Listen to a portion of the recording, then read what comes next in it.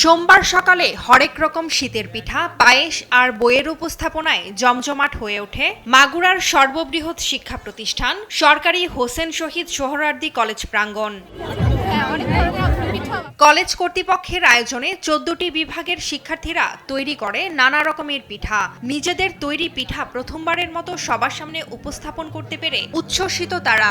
এশীয় সংস্কৃতি প্লাস শীতকালীন পিঠা উৎসবের সাথে আমাদের যে শিক্ষার্থীরা আছে তাদেরকে পরিচয় করিয়ে দেওয়া এবং এই উৎসবমুখর দিনে উৎসবের আমেজ নিয়ে সবার একটা দিন কাটানো, আনন্দের সাথে কাটানো। এখানে যে পিঠাগুলো তৈরি করা হয়েছে এগুলো সম্পূর্ণই আমাদের নিজেদের। আমরা তো সবাই স্টুডেন্ট, তো স্বল্প পরিসরে আয়োজনটা করার জন্য চেষ্টা করছি, মানুষের মাঝে তুলে ধরার চেষ্টা করছি।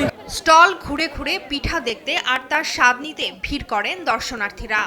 একসঙ্গে আমরা পিঠা উৎসব এবং বইমেলা পাচ্ছি, আসলে এটা খুবই চমৎকার। অনেক রকম পিঠা খেয়েছি এবং এরপরে আমি কিছু বই কিনবো। মুখরোচক পিঠা প্রদর্শনী ও বইমেলার মাধ্যমে নতুন প্রজন্মকে শিকড়ের সন্ধান দিতে চান বলে জানান আয়োজকরা। চেষ্টা করেছি বাংলার ঐতিহ্যকে ধরে রাখার জন্য এই বইমেলা ও পিঠা উৎসব এবং এখানে যে বাঙালির যে সংস্কৃতি, সেই সংস্কৃতিকে প্রদর্শনী দেবে। এই শহরের উৎসবপ্রিয় মানুষ মেতে উঠেছে। আজকে একটা বর্ণিল সাজে সজ্জিত হয়েছে আমাদের কলেজ ক্যাম্পাস। যে উদ্দীপনা আমরা দেখতে পাচ্ছি সবার মধ্যে, আমরা আশা প্রকাশ করছি যে আগামীতেও এই উদ্দীপনা নিয়েই আমরা কাজ করতে পারব। পিঠাপুলির ঐতিহ্য ধরে রাখতে প্রতি বছর এমন আয়োজনের প্রত্যাশা সবার। নিউজ ডেস্ক, দেশ টিভি।